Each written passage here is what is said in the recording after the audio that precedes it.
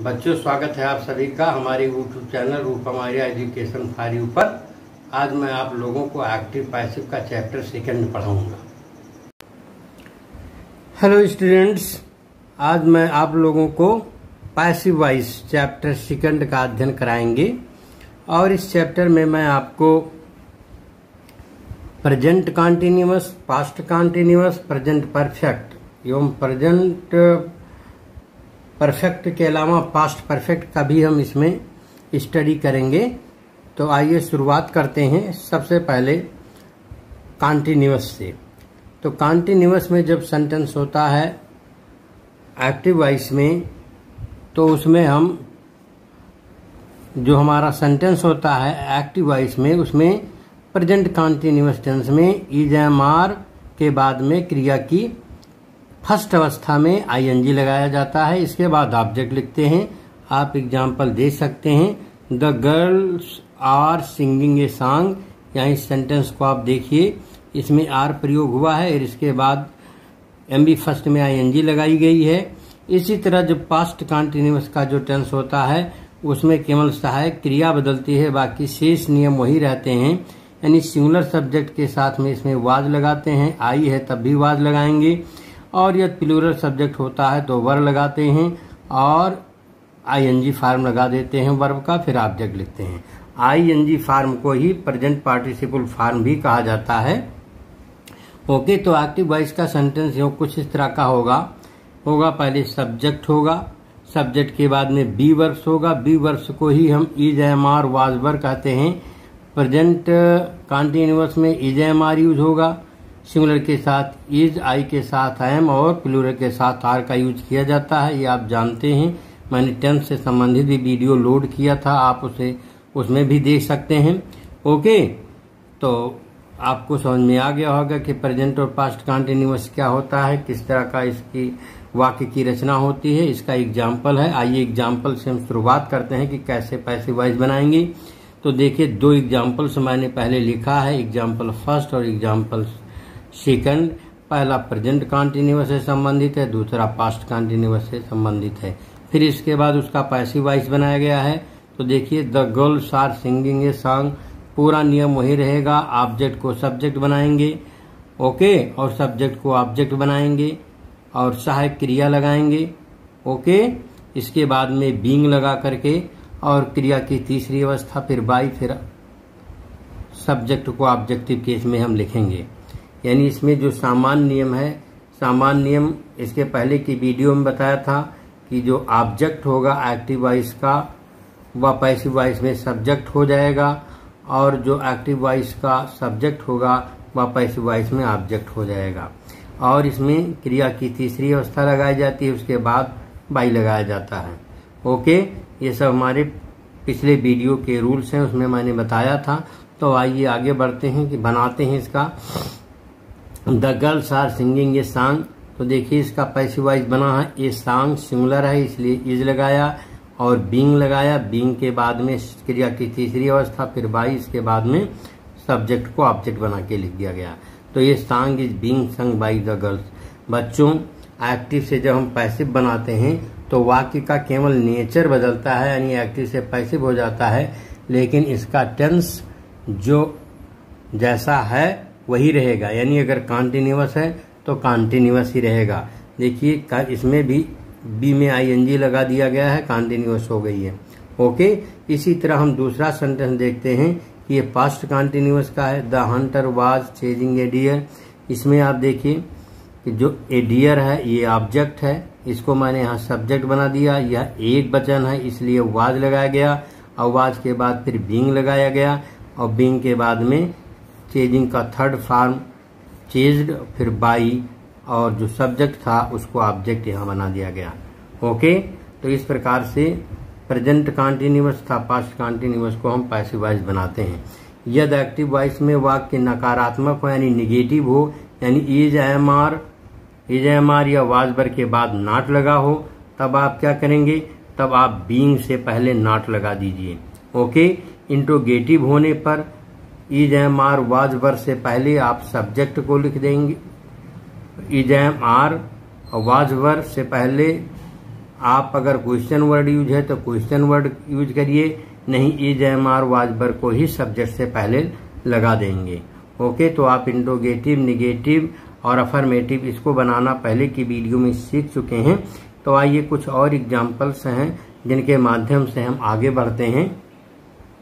C here, we were not making a noise. इस sentence को देखें बच्चे, इसको पैसिव बनाने से पहले आपको सब्जेक्ट देख लेना है, फिर ऑब्जेक्ट देख लेना है, इसके बाद देखना है कि सहायक क्रिया क्या प्रयोग हुई है। तो इसमें वर का प्रयोग हुआ है, तो इससे ये स्पष्ट है कि ये पास्ट कंटिन्यूअस का है। ओके, तो ए नॉइज को आप सब्जेक्ट बनाइए, तो आपका पैसिव वॉइस क्या बनेगा? बनेगा आपका, इसको ए नॉइज को आप पहले लिख लीजिए। ओके, तो ए नॉइज हो गया आपका, ये सिंगुलर है इसलिए इसके साथ में आप वाज लगा दीजिए, और नॉट लगा हुआ है फिर नॉट लगाइए, इसके बाद बीइंग लगा करके और क्रिया की तीसरी अवस्था लगाइए, मेक का थर्ड फॉर्म मेड। ओके, और इसके बाद में बाई आप लगा देंगे, आपका ये पैसिव वॉइस बन गया। ओके, अच्छा इसी तरह से दूसरा है, ये भी देख लीजिए, काफी इंपॉर्टेंट सेंटेंस है। ओके, इसे देखिए, someone is knocking at the door. ये काफी इंपॉर्टेंट, यानी आपका लास्ट के जो दो सेंटेंस हैं ये काफी इंपॉर्टेंट हैं बोर्ड पेपर में या आपके कंपटीशन में इसी तरह का आता है, बहुत ही इंपॉर्टेंट है। ओके, जब इस तरह के वाक्य का आप पैसिव वॉइस बनाएंगे तो देखिए कैसे बनता है। पहले आप सब्जेक्ट देखिए, समवन सब्जेक्ट कोई निश्चित व्यक्ति नहीं है, पता नहीं है कि कौन सा व्यक्ति है, यानी अननोन पर्सन है, और द डोर ऑब्जेक्ट है। इस ऑब्जेक्ट को आप सब्जेक्ट बना लीजिए, तो क्या बनेगा? The door. अब ये देखिए टेंस है, प्रेजेंट में है, और द डोर सिंगुलर है इसलिए इज लगाइए, और इसके बाद बीइंग लगाइए। बीइंग लगाने के बाद में वर्ब का थर्ड फॉर्म लगाइए, नॉक्ड, एट लगा दीजिए क्योंकि नॉक के बाद में एट प्रीपोजिशन आता है, और इसके बाद में बाई समवन आप लिखें या ना लिखें, हर स्थिति में आपका सेंटेंस सही रहेगा। अगर आप इसे लिखते हैं तब भी सही है, नहीं लिखते हैं तब भी सही है। यानी एक्टिव से जब पैसिव में बनाना होगा तब तो आपके लिए आसान होगा, लेकिन इन केस अगर सेंटेंस ऐसा लिखा है, the door is being knocked eight, और इसके बाद आपसे कहता है, पेपर में पूछता है कि आप इसे एक्टिव वॉइस में बनाइए, तब आपको सब्जेक्ट खोजना पड़ जाएगा कि कौन सा सब्जेक्ट हम लगाएं। ठीक है, तो इसे आप जान गए। इसी तरह से जो अंतिम सेंटेंस है वो है, they are not laughing at the poor. इसमें देखिए द पुअर ऑब्जेक्ट है, दे सब्जेक्ट है, और इसमें आप जब पैसिव वॉइस इसको बनाएंगे तो आपका पैसिव वॉइस क्या बनेगा? इसको आप ले लीजिए द पुअर। तो बच्चों एक चीज आपको ध्यान रखना है कि द पुअर शब्द का मतलब एक गरीब होता है, इसमें एक भी व्यक्ति हो सकता है, एक से ज्यादा भी हो सकता है। तो इसके लिए आपका वाज प्रयोग भी सही रहेगा और वर का भी प्रयोग सही रहेगा।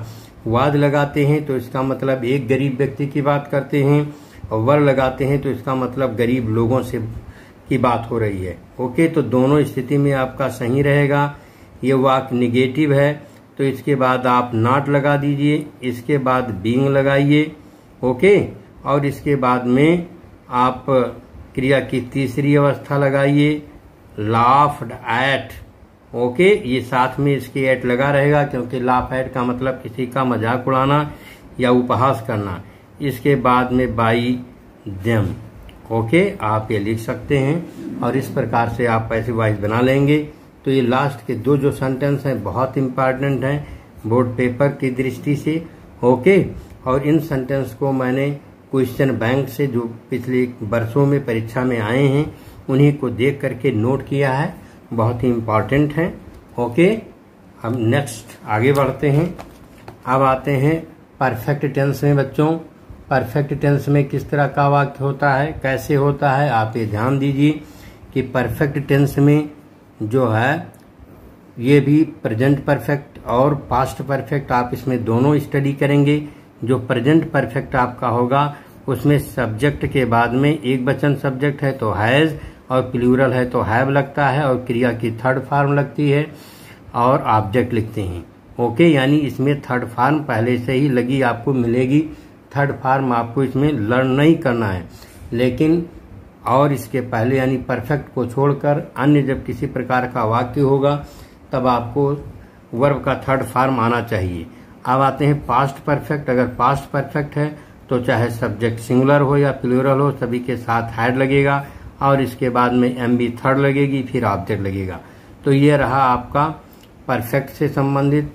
और टेंस आप अच्छी तरह से तैयार कर लीजिए। टेंस से संबंधित सभी प्रकार के टेंस से संबंधित वीडियो मैंने अच्छी व्याख्या के साथ में एक्सप्लेन करके यूट्यूब पर डाल रखा है, आप चैनल पे जा करके देख सकते हैं।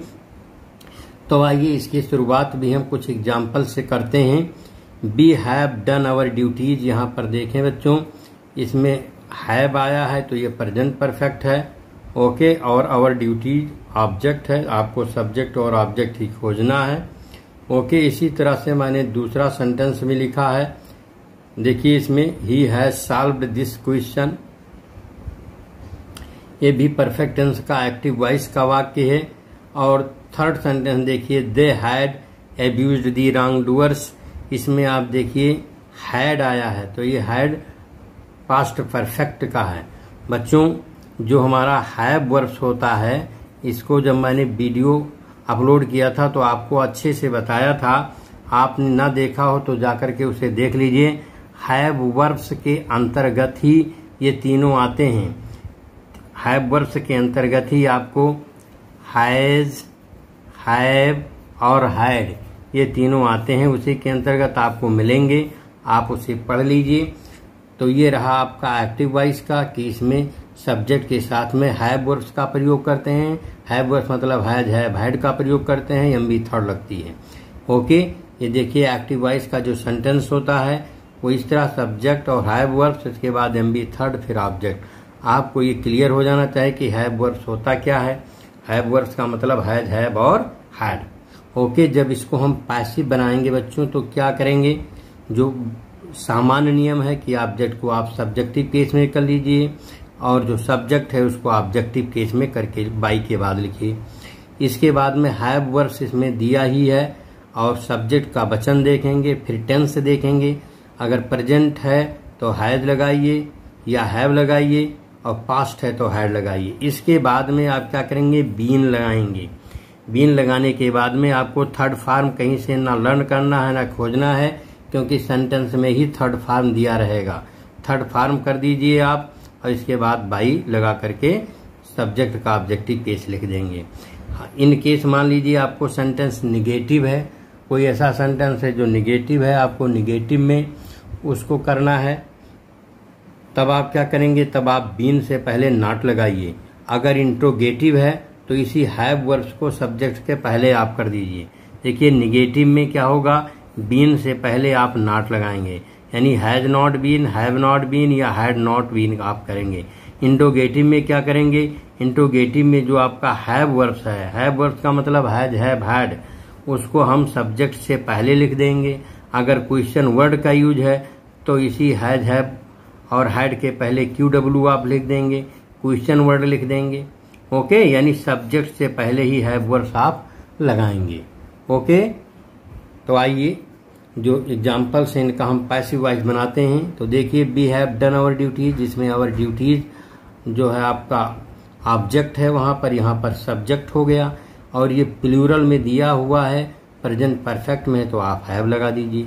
हैव के बाद में बीन आपको लगाना ही है तो हैव बीन हो गया। इसके बाद डन बाई और बी का जो ऑब्जेक्टिव केस होता है वो अस होता है। ओके, तो our duties have been done by us ये हो गया। नेक्स्ट है he has solved this question, इसमें देखिए दिस क्वेश्चन आपका ऑब्जेक्ट है, यहाँ सब्जेक्ट हो जाएगा। तो दिस क्वेश्चन ये सिंगुलर है इसलिए हैज बीन आप लगाइए क्योंकि ये प्रेजेंट परफेक्ट है। फिर सॉल्व्ड बाई ही का ऑब्जेक्टिव केस हिम हो गया। इसी तरह से लास्ट है they had abused the wrong doers, ये द रॉन्ग डूअर्स पूरा ऑब्जेक्ट है और ये पास्ट परफेक्ट में है तो द रॉन्ग डूअर्स माने गलती करने वाला। तो ये देखिए आपका प्लूरल में है, चाहे सिंगुलर में हो सभी के साथ हैड लगता है, चाहे सिंगुलर हो प्लूरल। तो the wrong doers had been punished. अब ये देखिए बाई देम बच्चों आप लिख भी देते हैं तब भी आपका वाक्य सही रहेगा, ना लिखते हैं तब भी सही रहता है, लिख दें तो ज़्यादा सही है। और हाँ, जब पेपर में या आप कोई टेस्ट देते हैं या आप कंपटीशन में बैठते हैं, इन केस ऐसा सेंटेंस दिया है the wrong doers had been punished और इसमें आपको ऑब्जेक्ट नहीं दिया है, बाई का जो एजेंट है ये नहीं दिया है, तब आपको अगर लिखा हो कि आप इसे एक्टिव में करिए तब आप वहाँ पर आपको दिक्कत होगी। ऐसी स्थिति में आप वहाँ पर दे या वी या ऑल या एवरीवन या पीपुल कुछ भी करके आप वहाँ जोड़ सकते हैं। ओके, तो इस प्रकार से आप तीनों का पैसिव वॉइस बनाएंगे। अब आगे कुछ और 2 सेंटेंस दिए हैं बच्चों, ये इंट्रोगेटिव के हैं, बहुत ही इम्पॉर्टेंट हैं। मोस्टली इसी तरह का पैसिव वॉइस पेपर में आता है। तो आइए इसको बनाते हैं। Who has broken my pen, किसने मेरे पेन को तोड़ा। जब आप इसे पैसिव वॉइस बनाएंगे तो मैंने बताया था पिछले वीडियो में कि अगर हु से स्टार्ट हो तो आप कैसे करेंगे, हु को किस में चेंज करेंगे, बाई हुम में चेंज करके, और इसके बाद में सहायक क्रिया लगा दीजिए। सहायक क्रिया किसके अनुसार लगेगी, माई पेन के अनुसार लगेगी, क्योंकि इस ऑब्जेक्ट को ही हम सब्जेक्ट बनाएंगे। माई पेन एक वचन है इसलिए हैज बीन लगाइए बेटा, बाई हुम हैज, इसके बाद में आप सब्जेक्ट लिखिए, by whom has my pen been broken. Okay, तो इस प्रकार से आपका ये बन जाएगा, यानी आपका जो सब्जेक्ट होगा वो बीन से पहले आ जाएगा इंट्रोगेटिव में, by whom has my pen been broken. इसी तरह से लास्ट सेंटेंस है बच्चों कि why have you not done your work. इसको जब आप बनाएंगे योर वर्क सिंगुलर में है। ओके, तो जब क्वेश्चन वर्ड का यूज होता है तो उसी क्वेश्चन वर्ड से ही हम सेंटेंस को शुरू करते हैं। तो वाई हो गया, फिर योर सब्जेक्ट के अनुसार आप सहायक क्रिया लेंगे। योर सब्जेक्ट सिंगुलर है इसलिए यहाँ हैज आप लगाइए, वाई हैज, फिर योर वर्क, इसके बाद में बीन लगा दीजिए, been, why has your work. बच्चों ये निगेटिव सेंटेंस है इसलिए इसमें बीच में आप नॉट लगाइए बीन से पहले, why has your work not been done by you. इस तरह से आप पैसिव वॉइस बना लेंगे बच्चों। तो आज जो मैंने present continuous, past continuous, present perfect और प्रेजेंट परफेक्ट के साथ पास्ट परफेक्ट टेंस का पैसिव वॉइस बनाना बताया है, आप इसे खूब अच्छे से समझ लीजिए और शुरू से अंत तक वीडियो देखिए। और इसके बाद मैंने कुछ इम्पॉर्टेंट सेंटेंस जो गत वर्ष बोर्ड पेपर में आए हुए हैं कक्षा 12 के, उन्हीं में से मैंने इन सेंटेंसेस को चुना है और आपको इसे पैसिव वॉइस में चेंज करना है। ओके, तो देखिए इसमें 2 सेंटेंस तो इसमें दिए हुए हैं कॉन्टिन्यूअस के कि everyone is helping the needy. Okay, जब आप इसे पैसिव वॉइस में बनाएंगे तो मैंने बताया पहले सब्जेक्ट खोजिए फिर ऑब्जेक्ट खोज लीजिए, तो फिर आप बनाइए और टेंस देखिए प्रेजेंट कॉन्टिन्यूअस है तो आपका क्या बनेगा, द नीडी। ये भी आपका सिंगुलर और प्लूरल 2 तरह का हो सकता है। द नीडी माने जरूरतमंद लोग। ओके, तो आपका यहाँ इज भी सही है अगर सिंगुलर मान लेते हैं, अगर प्लूरल मान लें तो आर भी सही है, द नीडी आर। इसके बाद में क्या लगाएंगे, बीइंग लगाया जाता है, बीइंग हेल्प्ड बाई एवरीवन। बच्चों आप लिखते हैं तब भी सही है और नहीं लिखते हैं तब भी सही है। हाँ, दिक्कत आपको जब पैसिव से एक्टिव बनाने को होता है तभी आएगी। What are you closing. Okay, आप क्या बंद कर रहे हो, तो इससे आप जब बनाएंगे तो what is being closed by you. आपका जो पैसिव वॉइस बनेगा what is being closed by you, ये आपका बन गया। इसी तरह से आप ये देखिए जो थर्ड सेंटेंस है बहुत ही इम्पॉर्टेंट है बच्चों। ये थर्ड सेंटेंस आपका बहुत ही इम्पॉर्टेंट है। देखिए, द जज suspected that someone had bribed the witness. Okay, तो देखिए इस सेंटेंस को अगर देखें तो ये कॉम्प्लेक्स सेंटेंस है और दैट कंजक्शन से जुड़ा हुआ है। इसमें दो सेंटेंस हैं, एक प्रिंसिपल क्लॉज है, एक सबऑर्डिनेट क्लॉज है।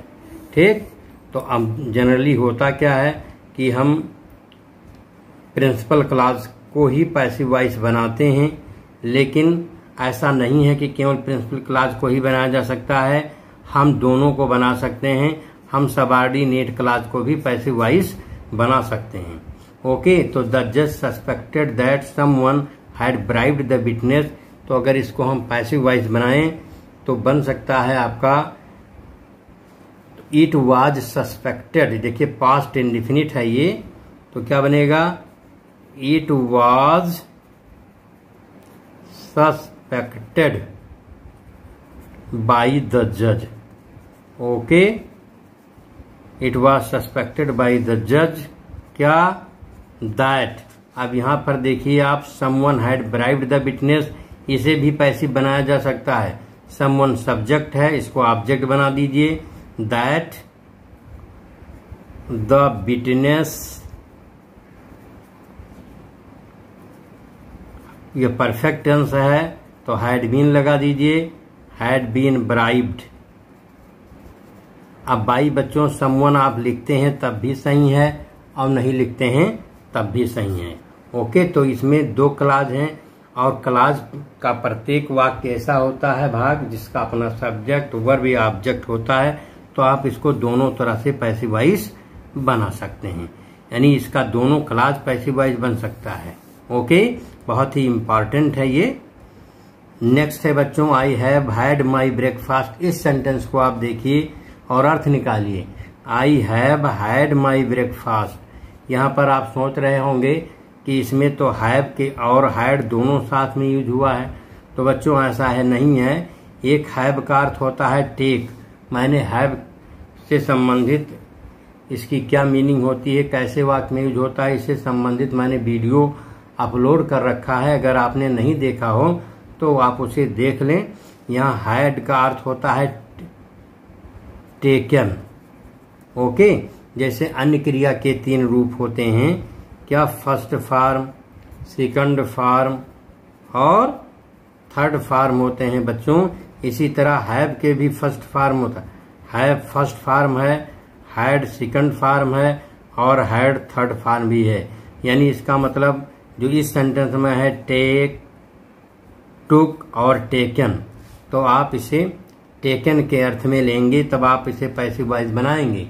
तो इसका पैसिव वॉइस क्या बनेगा, I have had my breakfast. इसका जब आप पैसिव वॉइस बनाओगे तो पैसिव वॉइस बनेगा माई ब्रेकफास्ट। ओके, और यहाँ प्रेजेंट परफेक्ट है तो ये सिंगुलर है, हैज बीन।